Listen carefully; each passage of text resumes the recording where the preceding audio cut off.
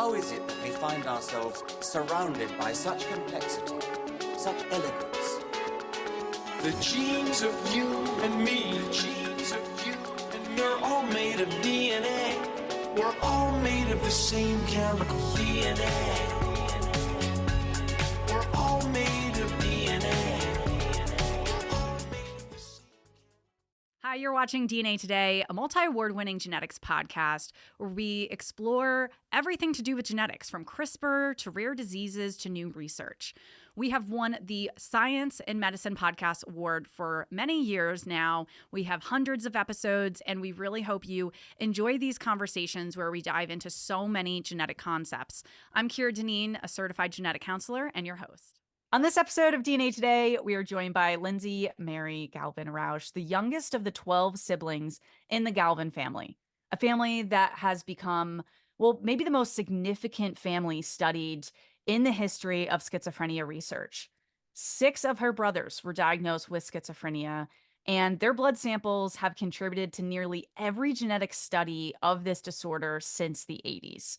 So completely milestone, which is understandable of why the Galvin's family story has been detailed in the best-selling book, Hidden Valley Road, and then later captured in the 2024 documentary, which was on Discovery and HBO with the merger, Six Schizophrenic Brothers. The book and the doc are not just about surviving a tumultuous family history, but also about Lindsay's dedication to supporting her brothers and advocating for mental health awareness, which we're going to talk about a lot today.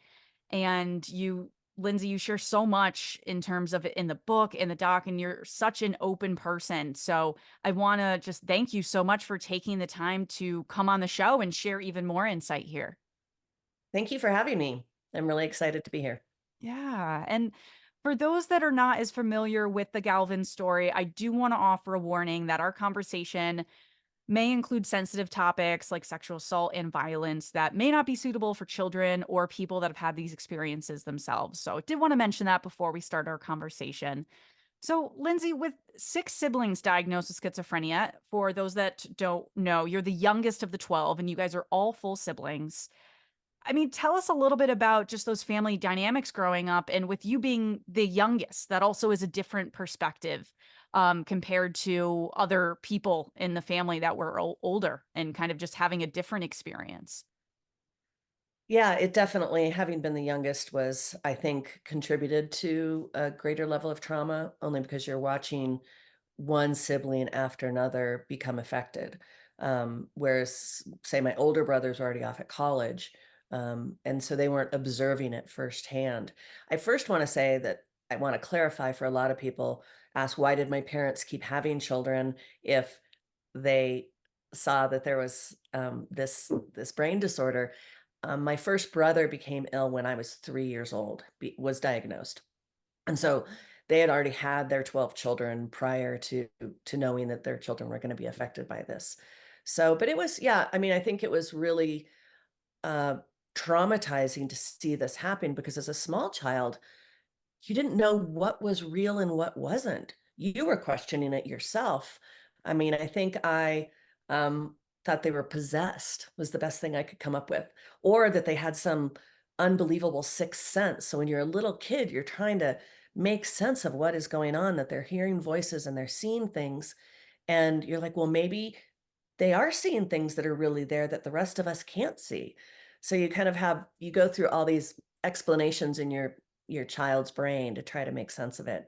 But it was, it certainly was tragic. I lost, it's like losing a sibling to death. It really is. It's really hard to see that person that you have, that was your soccer coach and your best buddy, and suddenly become affected. So it was very, very traumatizing, certainly. Yeah, Not just of for them, course. but for me. And And especially everybody in our family. as you said, being the youngest, that a lot of young siblings look up to their older siblings for guidance, for mentorship. As you said, one of your brothers was your soccer coach, and you spent, I'm sure, a lot of time going to the youngest four brothers, their hockey games. That was a big thing that, through the doc and the book referencing the youngest four, like, they were very close in the sense of always playing hockey together. And that was something that for a lot of them kind of stayed with them over the years, and a lot of those memories being good around there. And one other thing you said about, I think we'll do a lot of clarifications throughout this too, of just hearing from you directly of things that may not be clear from the doc in the book, but that your parents had some of your siblings living with you after a diagnosis of schizophrenia, such as Donald, the eldest, who's named after your father. Mhm. But he was only living at home, from my understanding from our conversations before, when he was stable on medication, and that as soon as something was off, it was back to Pueblo. Am I saying that right? Pueblo. Um, Pueblo, thank you. You'd think I'd know after listening to the audiobook for 11 hours, right? It should be like totally in my head. But that's an aspect that I think was maybe missing a little bit, that I didn't fully understand, like what were those dynamics, because there were different things described of, as people may know about schizophrenia, a lot of the first signs are just very bizarre behaviors. And often it's not violence. It can be, unfortunately, we see that with your family, but most people with schizophrenia, there isn't violence there. And it can be those very, my mom's a social worker. So that's something that, as we've been talking and, I've been learning more about schizophrenia, one thing I think about is, I think, was it Donald that would take a lot of the furniture out of the house? Like, that's something that is not necessarily harming anybody, but something that you're like, this is just not typical behavior for something, like someone. What's going on there? And I mean, that's something that I think about too, in terms of having six brothers diagnosed, and that they all experience schizophrenia differently. And that's something that people may not realize about schizophrenia, that there can be such various symptoms within this one disorder. What are some things that you think about in terms of how your siblings experienced things differently, and how many of them were aware of their diagnosis and some of their auditory hallucinations, like hearing voices, versus some that were not aware? There was a bit of a mix there. I first want to say that statistically, people with major mental illnesses are less likely to be violent and commit crimes than people that do not have them. So the general public's rate of violence is substantially higher than that of those with schizophrenia. The media just chooses to sensationalize people with major mental illnesses that do commit crimes. So I want to get that out of the way first and Yeah. foremost. Um, and that's true with sexual abuse as well. There's no correlation between sexual abuse and schizophrenia, other than a lot of people who have serious mental illnesses were victims. So that's, I want to clarify that sexual abuse crosses every demographic in the world. There's no, including schizophrenia, but not, there's no correlation between the two. So how it presents differently. I love Bob Kolker, who's the author of the book Hidden Valley Road. His description of this: schizophrenia is a collection of symptoms. It's every single person with the disorder presents very, very differently in respect to when it happens to them in time. My brother Peter was 13. My brother Joseph was the oldest at 26. So there was, and then everything in between. Most of my brothers were in there. Matthew was 18. Don was 22, so on. Some of them present with disorganized thinking and delusional thinking, but don't necessarily have the audio or visual hallucinations. My brother Jim and my brother Peter technically are schizoaffective disorder. So they never experienced audio or visual hallucinations, but their thinking was very disorganized, and their delusions, they had grandiose delusions. So it's kind of a combination of schizophrenia and severe bipolar. So that's how how Peter and Jim presented. Then my brother Matthew by researchers was told that he was probably the most ill of all of my brothers. He really lived within his delusions. He believed he was Paul McCartney. He believed he controlled the stoplights. He built the city of Colorado Springs. He controlled the planets, and now he currently controls climate change. Um, so he is responsible for all of the tornadoes and floods and everything in the world. My brother Donald presents in a much more quiet way. He's very, very quiet, not agitated. Matthew is very agitated by his delusions and hallucinations. Donald actually, I think, enjoys, he's almost borderline catatonic within them. He still lives within his delusions. And my brothers all, I mean, there are plenty of people with schizophrenia that live very normal lives, surprisingly, Yes. like remarkable. My brothers are really severe, suffer from really severe symptoms. So they are not the norm. There's a, Right. I think we all see them on the streets, but each, yeah. And then there's I have 5 brothers who suffered from something called anosognosia, which is the inability to recognize that you have a brain disorder, just much like people with Alzheimer's don't know they have Alzheimer's. That's a Um, good comparison for people to understand it more. yeah, I mean, people that have lost a limb think the limb is still there. Um, it's a it's a neurological disorder just like schizophrenia. And schizophrenia is not the only brain disorder in which anosognosia exists. It exists within substance abuse disorders, um, eating disorders. Stroke victims have anosognosia. They don't recognize that they have had a stroke and how it's affecting them. So anosognosia, 5 of my 6 brothers. My brother Joseph did not have anosognosia, and I wonder if that was because he was older when it presented and that he had already had the experience of watching his other siblings become unwell, so that he had some perspective on it perhaps in the And self-reflection. being older too, being an adult and then not having symptoms and then starting to have symptoms. You're like, wait, something's Yeah. different. So I wonder if that was Um, different for Joseph. There was a really cool book I read called My Collected Schizophrenias, and it's a young Asian gal. She was at Stanford studying genetics, and she would be a brilliant person to have on your show. And she, in real time, was Yeah. recognizing that she was having schizophrenia symptoms while she was studying at Stanford, I think in her master's, or maybe a PhD program. I'm not sure which, but it's a great little short book, and it really describes what it's like when somebody's able to recognize that it's happening to them.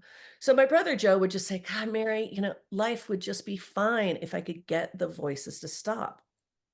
He didn't have a stitch of violence in him. He was very grief stricken and severely depressed from having become affected by it. Unlike Matthew, who lack of awareness just made him angry at the world.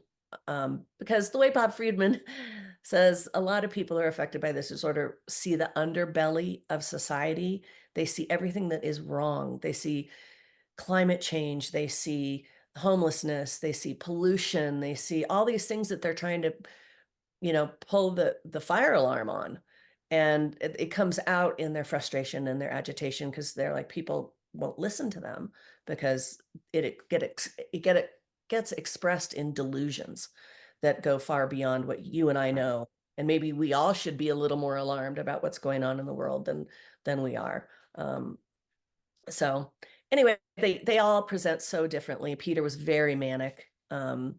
And he would Hmm. stay awake for days on end until he became psychotic. Um, and they all were very non-compliant except for Joseph, which contributes to continuing not being able to overcome the anosognosia. Some people are able to actually overcome that component, um, and really get on the road to recover. Because of the anosognosia and the non-compliance with medication, my brothers, it's like not taking your insulin for diabetes. The disease is just going to keep getting worse. So, Right. You're not going to be stable of symptom free, especially is okay if you get released from a hospital, like especially when they were younger, get released. Okay, now you're off your meds because you think you're fine. And yeah. that terrible cycle that can happen.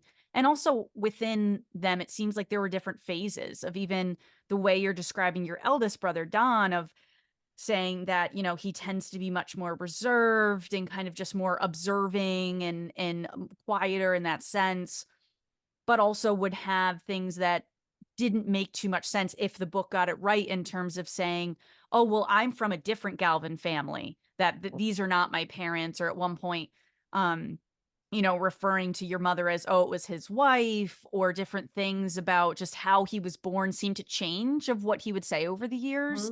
Mhm. For a long time, he was born of an octopus on the beaches of Australia. Right. Somebody was like, "Well, interpret that.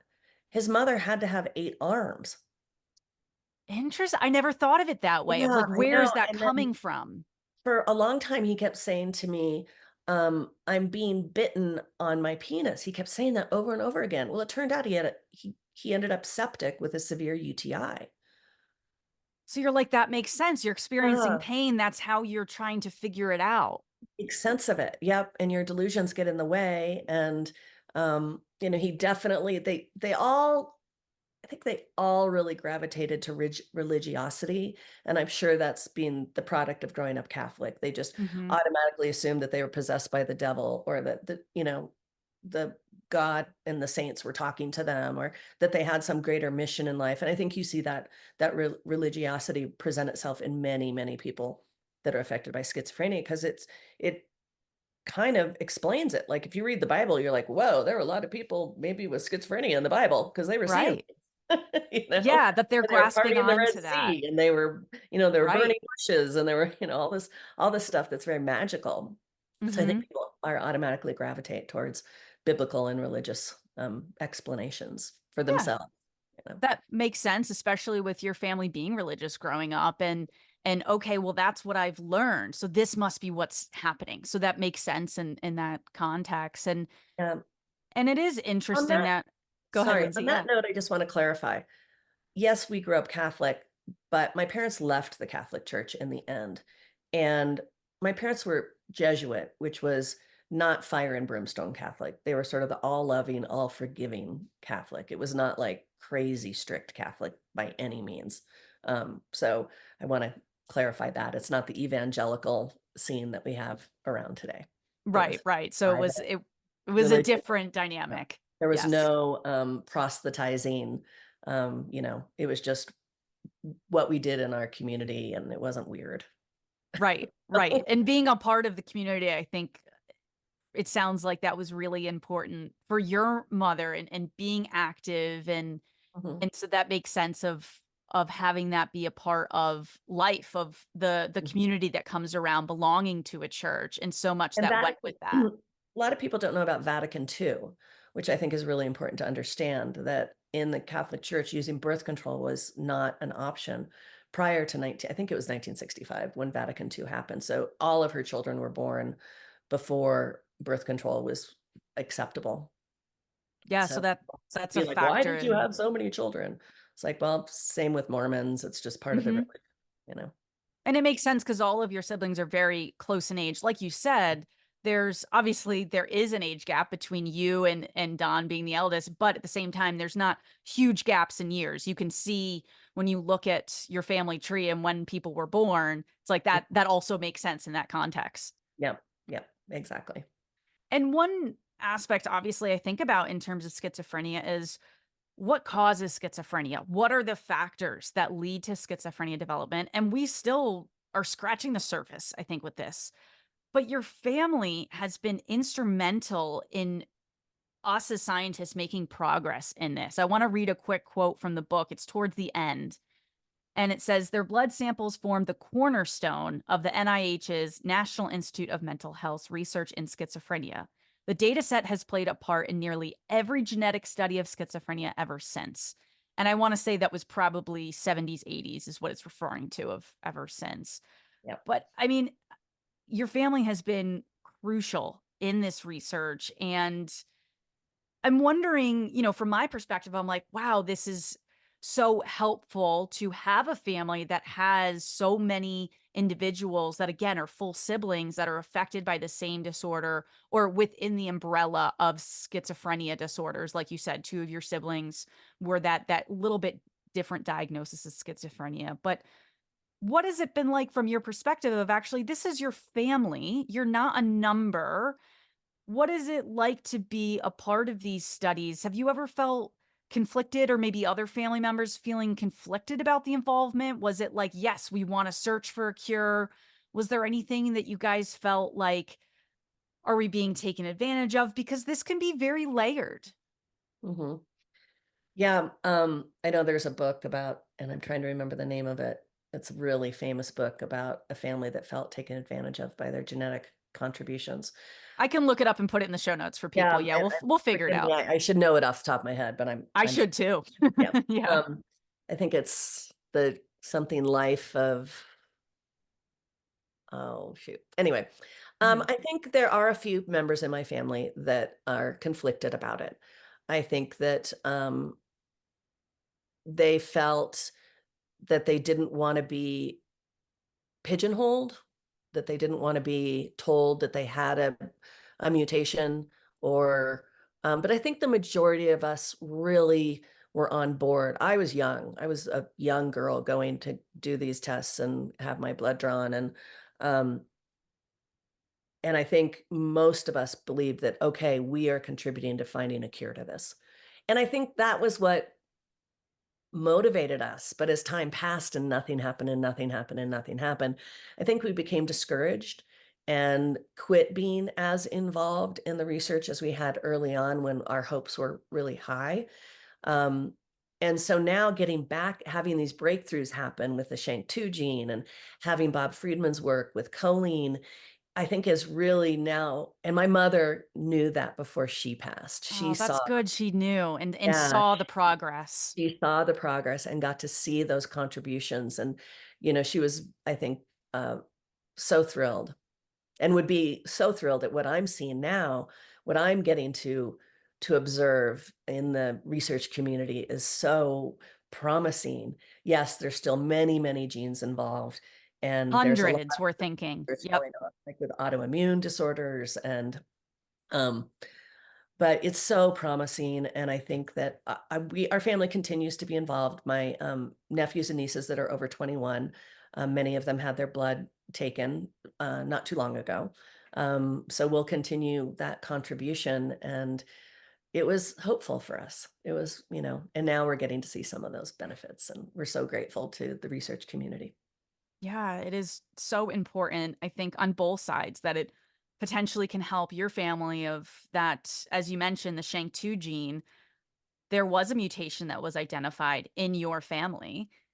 And I was looking back at my notes and I'm like, is it that all 6 of your brothers that were diagnosed with schizophrenia were found to have the mutation? Were they all able to give blood? Because unfortunately, not all of them are living now. So, did I get that right? Because in my notes, they weren't very All clear. all but one, Brian, Okay. Brian. committed Okay. suicide when he was 22, and that was long before we were involved in the research.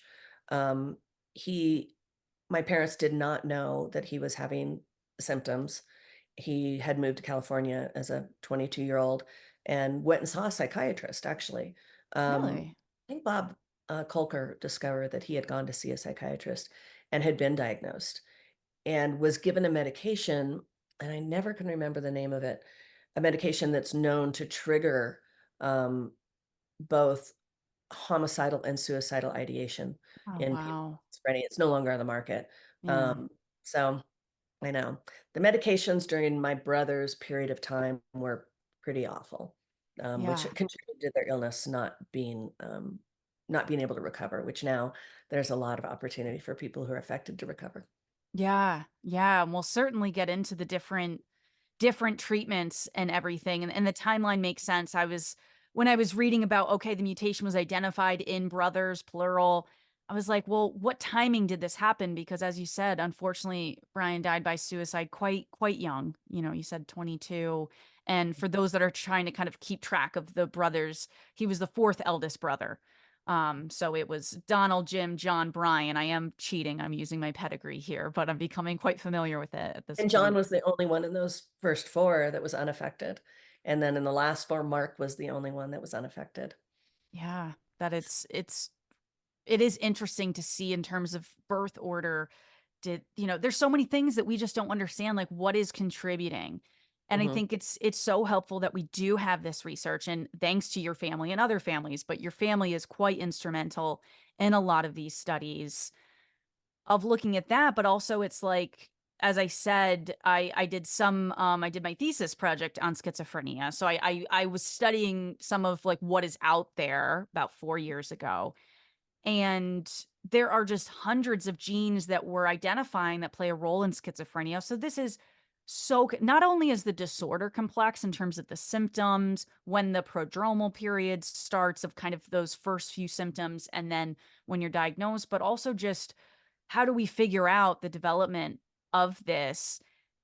And the other aspect would be just the environment and experiences. And there have been, I don't want to say studies, there probably have been, but there's been a lot of conversations and thoughts that different trauma can also increase the risk or lead to the development of schizophrenia. And unfortunately, your family did experience a lot of trauma, and really all of your brothers that did develop schizophrenia experienced some kind of trauma.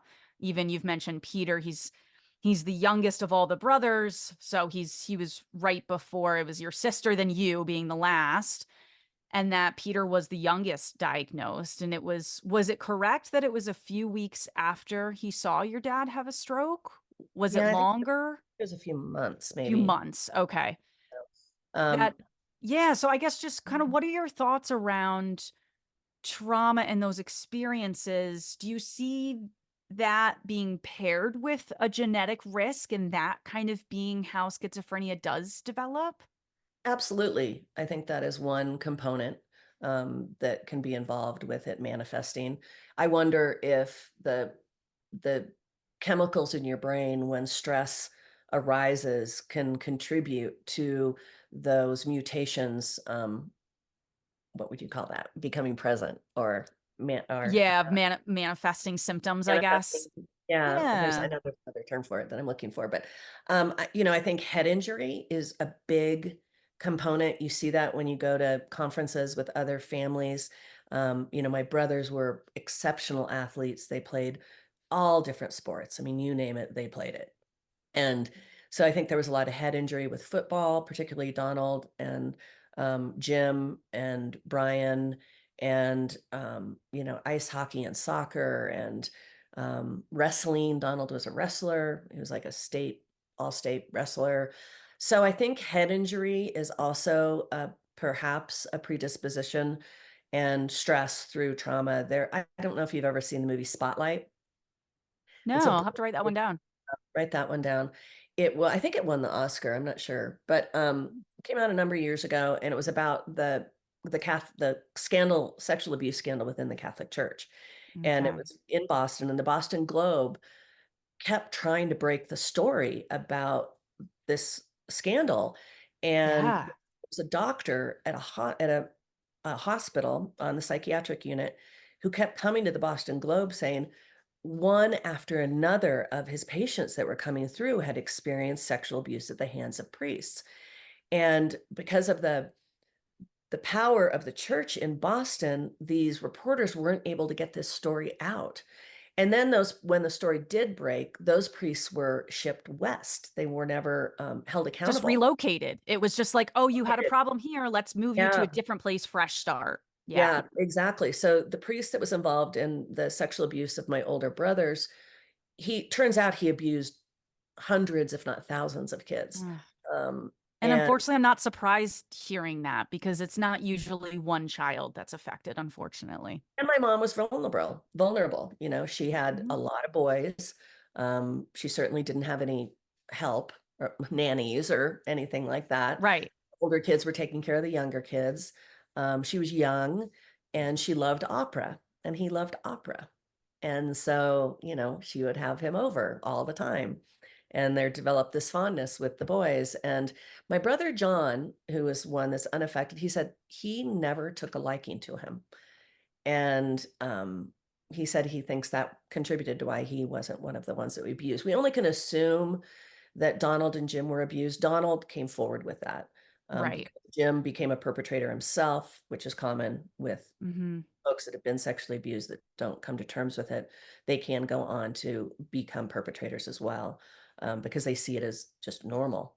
Um, and but John was not affected, and yeah. So anyway, he was not sexually Yeah. abused. And you see that for out of those four, the only one that perhaps was not sexually abused is the only one that did not develop schizophrenia. Although he Right. also doesn't have the mutation on his shank too. So Yeah. So that is interesting. Are there siblings of yours? And I certainly want to be mindful that they may not want this information shared. So feel free to be very general with it. But are there family members? I'll extend it out to your nieces, nephews. mhm. Has anyone been diagnosed with schizophrenia and does not have the SHANK2 family mutation? Nope. We don't have Interesting. any history that we're aware of in our family, even though that's doesn't say much because families, it could have been things happen in multiple generations back where they were hidden because of the shame Hmm. of having the disorder. But in our family, there's one nephew on my father's side, my father's brother, Clark's son. Okay. It's the only other one we know that's affected. And the six of us that don't have the mutation on SHANK2 all do not have schizophrenia. Wow. That is very powerful to look at because again, you have a large family, so it's not, oh, you have one sibling that has a mutation diagnosed and you don't. We're really seeing so many, like how genetics is playing out in so many different people. So Mhm. that's such a valuable statistic in terms of how much power is behind the SHANK2 mutation in terms of predisposing someone to be developing And I schizophrenia. wonder what the correlation is between autism and schizophrenia, because I do believe that perhaps some of my brothers, um, also, if it's possible, and I don't know this because I'm not a scientist, were Mhm. autistic as well. Because like my brother Mark, who is not schizophrenic, he's a chess prodigy. He's a brilliant mathematician. Yeah. And my brother Michael, who does not have schizophrenia, he is a brilliant classical guitarist. And my brother John is also a brilliant musician. And so it's sort of interesting to see, you know, if there's some what the core I would love to know what the correlation is on the SHANK2 gene between autism and the schizophrenia Yeah. path. It is interesting and just so remarkable that so many of your siblings have such amazing skills in their respective fields, right? Like I remember being blown away by that of just hearing the different things that some of your siblings have gone on to do and accomplish. And even Brian was in the eldest group of boys, that he was also a musician that was really, it seemed like his career was really picking up before He he was, I mean, passed. folks that knew him in high school have reached out and said, the band, he had a band that when he was in high school and it played for like traveled the state, opened it for Jethro Tull at Red Rocks. These were Yeah. kids, they were teenagers. And some of his bandmates have come forward after the book came out and said he taught them all how to play each of their individual instruments. That he was and my brother John, who's a brilliant musician, and Michael said, oh, Brian was like way ahead of all of us. He could just sit down and play Chopin by ear. Yeah, that he just had that, I don't know if it's perfect pitch or whatever all the musical terms are, to be like, "Oh, you're one of those like prodigy people that you're a musician." Yeah. And interesting that they're all next to each other too. John, Brian, Michael is the order there. So Yeah. And that they're also all, is yeah. interesting. Well, my parents grew up in New York City and, ballet and the symphony and the opera were Hmm. a big part of their lives. And so I think that came naturally. Right. That music All was had, so important. we had to take piano lessons like we had to brush our teeth. Yeah. So that was part of it, of just encouraging that aspect, that your parents, and it sounds like especially your mom was really focused on that. And obviously, with so many of the brothers being found to have the same mutation, it must have come from either your mother or father. Was that ever discovered? Was blood able to be taken from both of them before they passed? Oh yeah, they contributed a tremendous amount. But my mother always, I'm gonna say, blamed my father Yeah. because of that one nephew on his side. As it turns out, the SHANK2 gene mutation came from my mother's side, and she only learned that she passed in 2017, and then information came out in 2016. So she was Wow. aware, and I'm sure she had enormous regret Oh, about having blamed my father for the brain disorder. that's so hard. It's like in some ways, you and your siblings have probably talked about like, it maybe would have been better for that to be discovered later of her just thinking that it Well, did come. I think it was good. I mean, as Dr. Friedman would say, the two of them were a perfect cocktail. My Yeah, father having bipolar and then my mother having the SHANK2 mutation. It really created a explosion of genetic deformity. So, right. And that there might be other genes too that we don't know yet in your family or in general that also played a role that yeah. we could be learning about later. So it's not like, oh, well, this is what you gave, this is what we learned, case closed. Like this is still ongoing in terms of what else, because it's, as we said, there are hundreds of genes. It's possible that in different families, it is just one gene that is, creating that risk. But there's just so much for us to learn in this sense. And then the question is, in the genetic testing, if you carry the SHANK2 mutation, do you choose to have children or not? Right. And You know? and that could be in two different ways. That could be because you're yourself worried about, am I going to develop schizophrenia? At a certain age, the risk probably dramatically decreases because we really see that. I mean, Peter was so young at, you said 13, 14. But I think once you probably hit 30, I don't hear of too many people diagnosed once you're in your 30s. But at the same time, not just am I going to be able to be a parent that is there and with it and everything, but also, as I think you're alluding to, of passing that down in terms of that mutation. I'm really disappointed in my siblings and their children. I think the shame and embarrassment around the brain disorder really prevented them from seeking the genetic counseling. Both my sister and I had extensive genetic counseling before we chose to have children, but my older siblings did not, and they're very fortunate in that their children are unaffected. Um, I think that the grandchildren, before having children, should consider, and the grandchildren should consider genetic counseling, because I would not wish this brain disorder on anybody. Yeah. And we're just going to learn so much more. I mean, obviously, I'm sure your nieces and nephews are all different ages, just in terms of, how old. I don't know if John had children or Michael, of looking at that. Um, but that as time goes on, we're going to know so much more. It's like these, gene panels, or if we're doing whole exome sequencing, genome sequencing, which I'm sure your family has all had on a research basis, obviously. But from that clinical perspective, I think that makes sense. And as a genetic counselor, I have to say, yes, I think it is advantageous to see someone that Absolutely. specializes, in the psychiatric aspect, which there's not many genetic counselors that do. Janine Austin is one of the top ones that I see, and I work with them directly on another podcast, DNA Dialogues. But I think that's so important, and to get the newest information too. Mhm. And there are 13 grandchildren. Uh, Okay, wow, yep, and then there are 13 great grandchildren. wow. So there already is another generation. Yes, there is. Yep, Wow. I there guess is. that makes sense. If your kids are late 20s, then, Yep. the And other they're the other youngest. ones are, yeah. Yeah, I they're mean, going to be the youngest. the youngest grandchild is my sister's youngest daughter. And so Okay. she's just in, I think, her senior year in college, or maybe Mhm. just graduated. Wow. So they're all adults. Like, the generation under you is all I adults mean, I now. have a nephew, Jim's child, who there is Yep. the only grandchild who is the child of an affected sibling.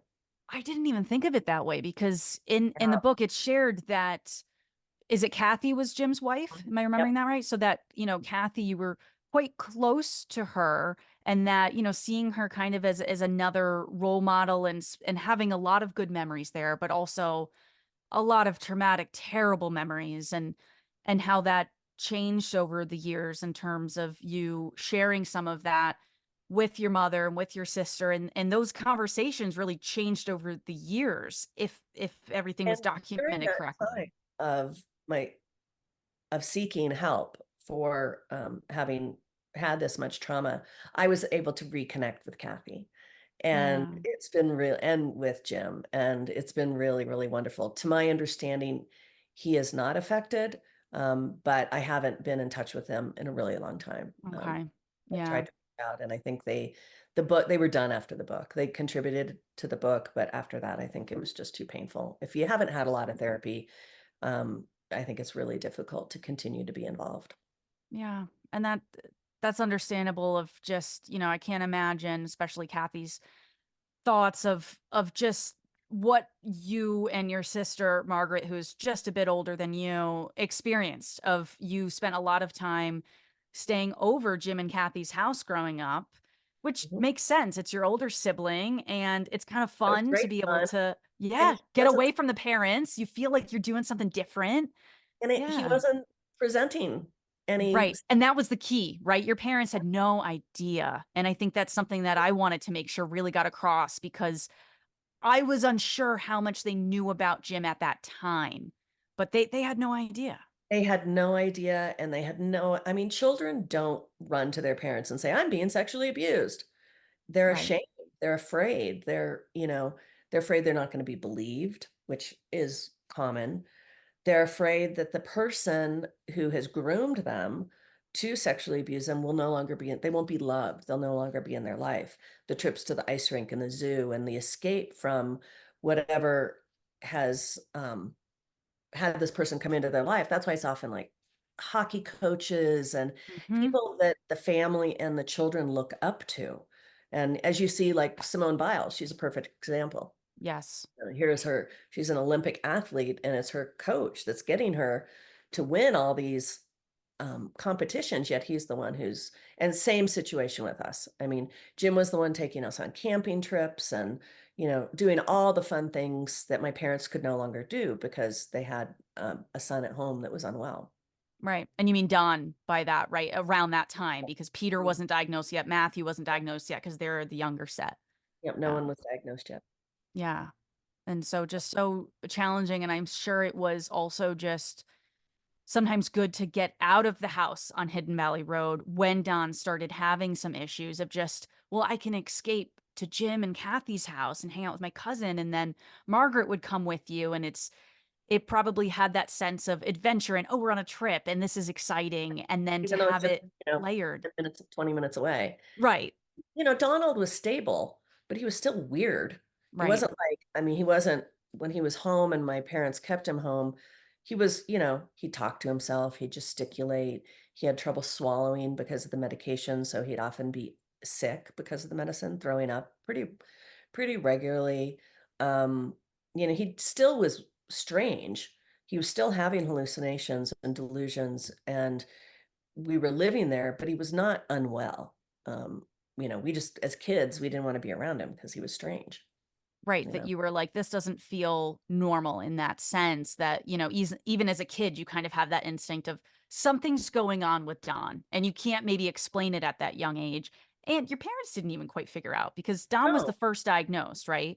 yeah, they were Yeah. really struggling with the diagnosis and how to treat it and what to do. And, and I really commend my parents for keeping him in the home. I've gotten a lot of really negative, um, comments on social media about my parents having chosen that. Well, the alternatives are, as everybody in our society knows, we're housing our mentally ill on our city streets Yep.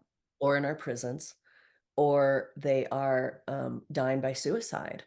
Right. And so many, many families do not provide that opportunity. My parents' rule was, if you're on your medication, you always have a roof over your head. If you're not on your medication, then no, you cannot be here. And they would help them get set up in apartments over and over and over again to try to get them out of the house. Of course, because of the anosognosia, they'd go off their meds, end up back in the hospital, that whole revolving door.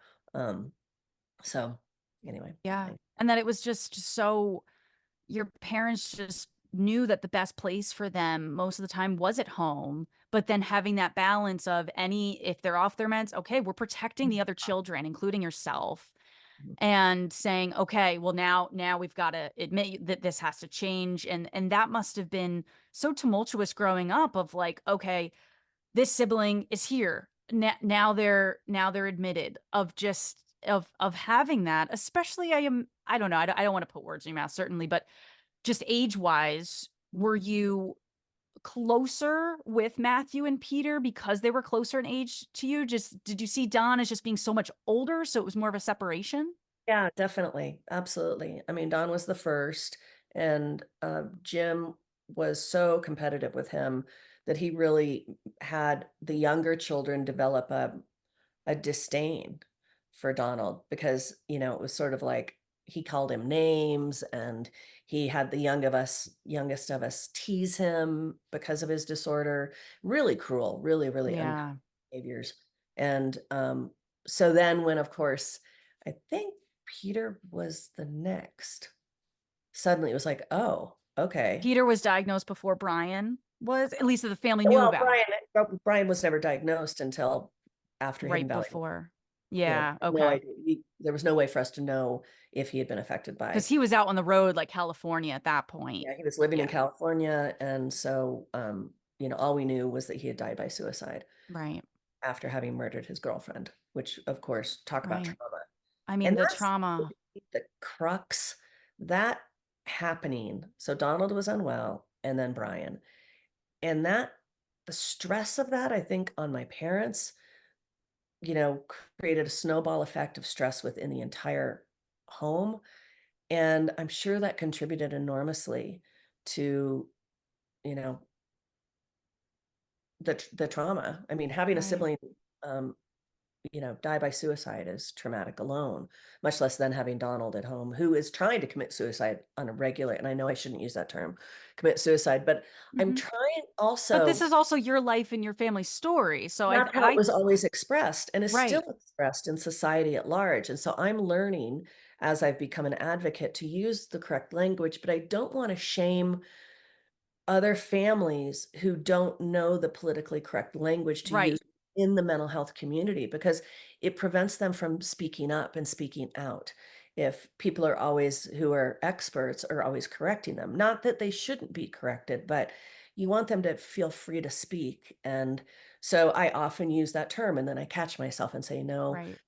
it's not But we're all committed. learning, right? I used to say pregnant women. Now I say pregnant people because I've learned. And it's something that, if people are like, "Oh, you said die by suicide. Why is it?" Well, my mom's a social worker, so a lot of it I've just been exposed to, right? But, I think with that it's just yeah, in that sense of just hearing how people have said it instead of correcting. I mean, unless something is really Egregious. offensive, right? That, there's different things like that that are I more mean, in I the still gray call my area. brothers a schizophrenic, which is Right. completely not PC at all. But that's pretty much how the general public speaks about those who are affected.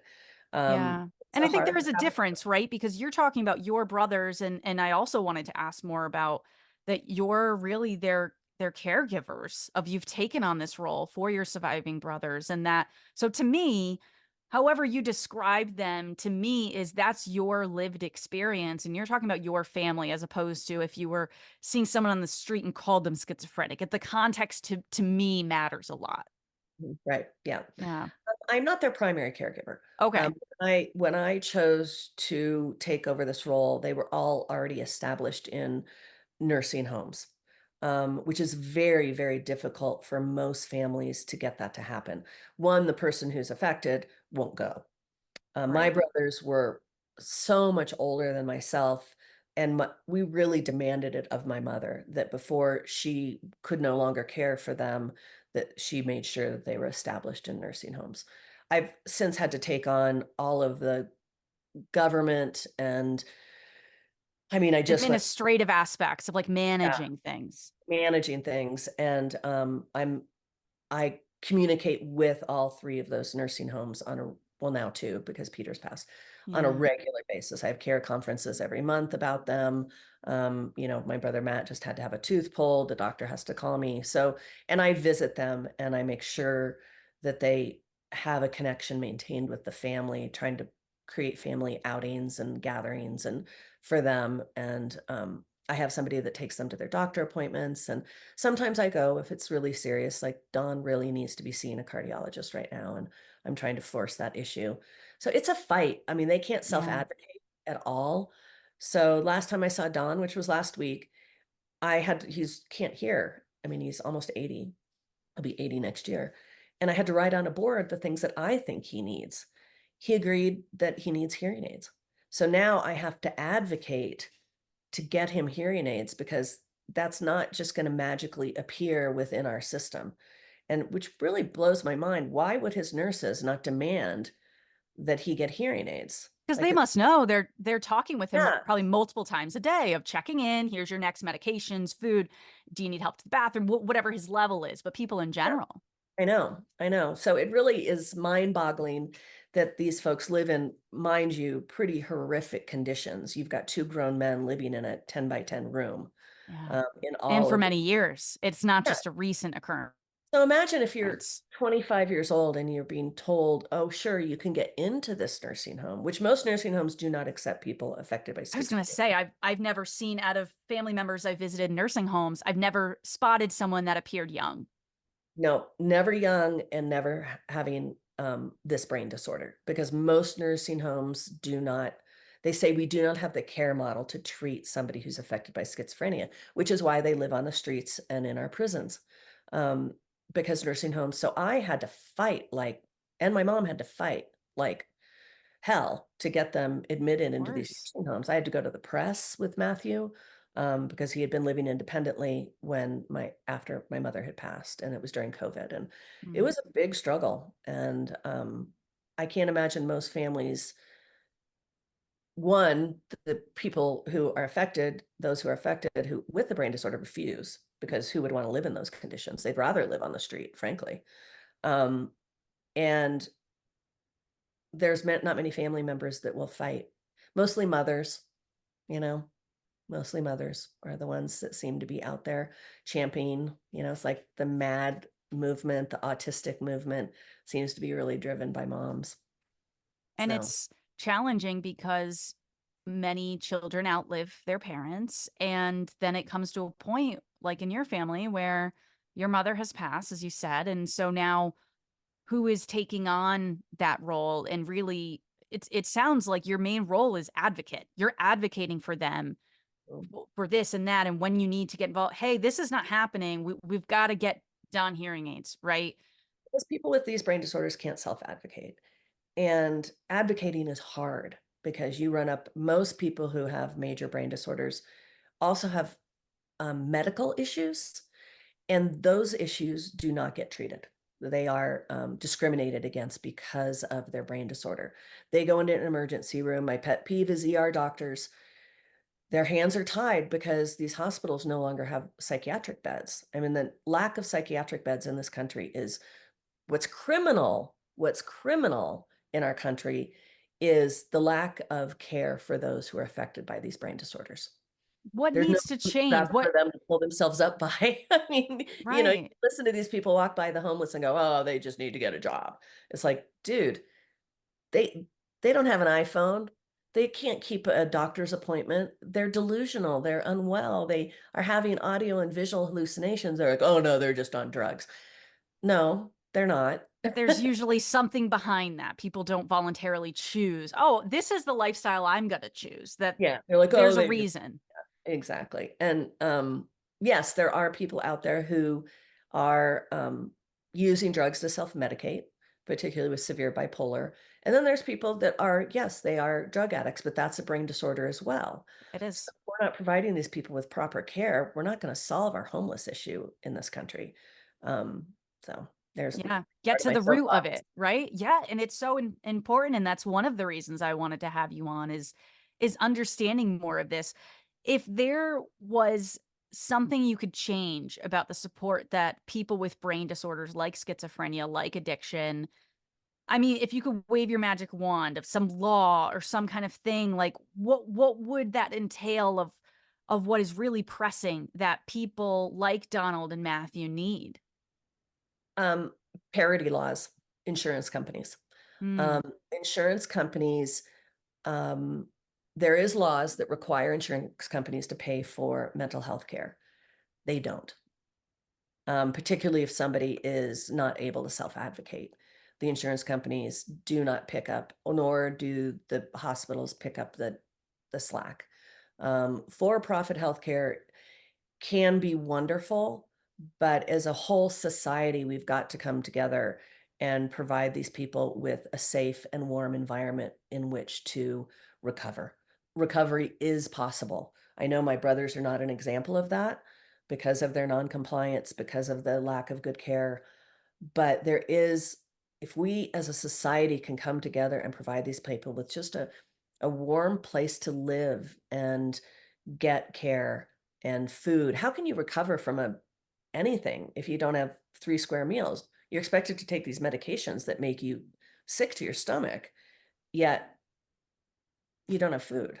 I mean, it's Right. just a Even getting double. access to those medications, if you don't have insurance or your insurance is giving you an issue, like even my own life of like, oh, getting new healthcare and this, that, okay, Mhm. figuring out the psychiatry appointment. Okay, the psychiatrist didn't show up. All those issues. I'm like, oh my gosh, this is so annoying. And now I got to figure out what do I do? And I'm someone that works in healthcare. So Yeah, how do people that navigate. Yep. have And, brain a lot disorders of the figure it out? local mental health centers that were supposed to solve this crisis, if somebody misses an appointment or 2 or 3, they're booted out of the system, and then they have to start from scratch. Mind you, they're delusional. They're not gonna They remember an didn't know appointment. they had an appointment or where it was or yeah, they're not always in reality in that a sense, and you've brought up kind of different medications and treatment, and one aspect, I think, just looking at when your brothers were diagnosed and first treated, our medications and treatment models are quite different now. There are a lot of medications, like you said, what Brian was prescribed is not even on the market anymore because of that association, Mhm. with being violent, and I mean, with that, what have you seen that has worked for them? And is that different because they have had different symptoms of just all your brothers together? Because even Peter, the youngest of the boys, and that has schizophrenia, had schizophrenia, like he was having electro. Oh, I'm forgetting the name of it now. The ECT, electric, yeah, electric convulsive therapy. compulsive therapy, and I think that's that's something it. that I think Wrong. so. We'll double check. I'm like ECT. It rolls I off don't the wanna tongue. say I'm I pretty know, sure. ECT. Yes, Well, and Peter that was schizoaffective, so he had a big bipolar component. Now, yeah, it's also what's called brittle, from being non-compliant. So the antipsychotic medications stop working if you go on and off them and on and off them and on and off of them over many, many years. Now, my brothers took very archaic medications in the early days, Haldol and Prolixin. It wasn't until Clozaril came on the market that my brothers were given Clozaril. Now, mind you, 2 of my brothers were unable to take it because of massive seizures, grand mal mm, seizures, Peter being one yeah, and Joseph being the other. Matthew and Don and Jim all were able to take Clozaril. And my brother Matthew was in his 40s, I believe, when he first was, he had to go into the hospital. So convincing somebody to go into the hospital to switch medications is huge. And I was in there for a long time switching from the whatever medications he was on that were archaic to the Clozaril. He said it was like waking up from a nightmare. Even though he's still very delusional, it was night and day for him. The voices stopped, the hallucinations stopped. Now his thinking is still delusional, but he's not seeing and hearing things unless the minute he goes off of it, boom, the hallucinations are back. But he described it like waking from a nightmare. I think Clozaril was really the one thing that came along that provided stability to all of my brothers, other than Peter. Joseph, because he was so compliant with the archaic medications, he was always very and he stable. was more cognizant. He was the brother you're talking about that was Go to aware of it, therapy. diagnosed late, Yeah, so right, or diagnosed at an older age, I should yeah, say. Yes. yeah, exactly. So ultimately, Peter and Dr. Friedman told me this when Peter came and lived with me in Boulder because I was convinced I could fix him. I was 25 and I could fix him myself. I could get him into therapy You wanna and take care of your brother. he did Yeah. really well for a long time in Boulder. He worked, he lived in his own apartment, he stayed on his meds, but minute he'd go off of them, which he always did, he'd end up right back in the hospital. And Bob Friedman, Dr. Friedman said that he eventually ECT would be the only thing that worked for him. And it was true. It was really brutal. When he did not have ECT, he was very agitated and very depressed. And he'd go and have it, and he'd be back to his normal Peter, Peter was the cheeriest. He was the most upbeat and funny. And, he always in the end, he had really bad word salad. So he'd say stuff and they would just completely not make sense. And we'd look at each other and just crack up because he knew it too. He'd be like, Right. you know, It was that like, comic relief. Yes, this is a symptom and not good, but you like, got to laugh through it. Yeah. that's not what I meant to say. It's coming out all wrong. Right. And so we just laugh and, he'd try again and eventually he'd get it. But, you know, he was, he was a joyful, he was able to manage and it was because of the ECT. Without that, he would not Right. have been able to be. And people may not realize that's something that, when I first think of it, I'm like, oh, that's something we did way back in the day. And, people would be freaking out on the table. That's both of that is not true. That he was put under anesthesia and just laying there. And, it's something that is not as, sensationalized as it is in a lot of TV and movies. Is that what your Well, understanding was? I was bummed about them showing that old ECT stuff in the HBO series. That really bummed me Yeah. out. That's not how it is. You can now go to your psychiatrist's office. You and I can go in for a treatment and walk out and go home an hour later. And, it's so different now. Now, Peter's was more serious than that. He did have to be anesthetized, Right. um, but not put under, but just Okay. sedated. He had Yeah, it's a take the edge off kind of thing. Yeah. But the general public now, it's used for So medication much. resistant depression all the time. Yeah. Yeah, that's what I was kinda learning about, and I was like, "Oh, Yeah, wow." So, yeah. it's like I've just learned so much with this, and I mean, it has been such an honor to be able to talk with you, and you're so open, and what an advocate for not just your brothers, but for people with schizophrenia, people with brain disorders, and saying, "Hey, we've gotta help out here. What can we do to change this?" So, I mean, anything else, just as we start closing out, of anything else that comes to mind of things that you wanted to further clarify from the book or the documentary? Also, just time has passed since both of those. I mean, you mentioned like seeing Don last week and different things, but anything else that you just wanted people to be aware of? Yeah, I think the main thing that did not come, and Bob Kolker knows this, as do the producers of the Right. HBO Because you series. must have a relatively close relationship just sitting down for endless hours of interviews. They both know that with the tragedy was also tremendous joy. Our family spent a lot of time skiing and going to hockey games and to the ballet and the symphony and the opera and The Falcon tree part, we didn't fall even talk about party that that. was Yeah. before I was born, but the Falcon, Okay. for my older brothers was a tremendous joy. My parents were kind and loving and gentle people. They were highly intellectual. My mother, when she was told she was a schizophrenic mother by the psychology community at that time, which was a common belief, got up and walked out. She was smart enough to know that she was not the cause of this, that it is genetic. And that's where she pursued. She was the one that really spearheaded our involvement with NIMH. The second thing I would recommend for families, if you're listening, is set up a disability trust.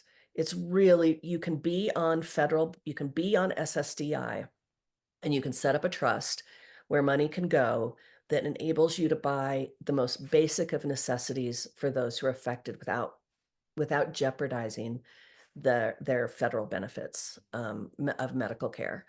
And so look into that. I only learned of this after my mother passed. It's called a disability trust, and I have one called the Galvin Family Trust. And I if you want to donate, Yes. I'm booking a VRBO for my brother Matthew and his caretaker to go to the mountains and go fishing for 2 nights. Um, Amazing. I have a Christmas party that I'm able to pay for out of it for us all to get together and have a dinner together. And there's my doggy, Hi. Fizzle. Um, and get involved with NAMI. I think NAMI is a tremendous organization. I think we really, as a community, like the autism community, have to speak up and at the top of our lungs, yell for parity. Patrick Kennedy is very involved with parity, and he just came out with a new book about holding the insurance companies accountable, enforcing the laws that exist already around mental health care that's not happening in our country. And advocate, get out there, become a part of the solution when you're walking by those homeless people, even if it's not your son or your daughter. Have some compassion.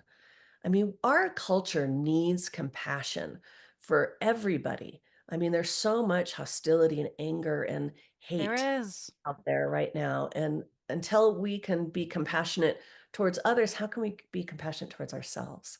Self-compassion, for the mistakes we all make in our lives is important.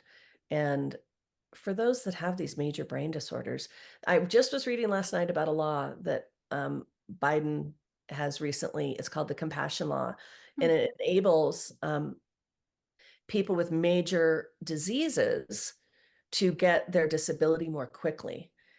Guess what's not in there in the disease list? Schizophrenia? Schizophrenia. That's shocking because Shocking. it's more rare, but it's not rare. It's what, 1% of the 1% of the population. population? That's a lot of people. Jinx. 1%.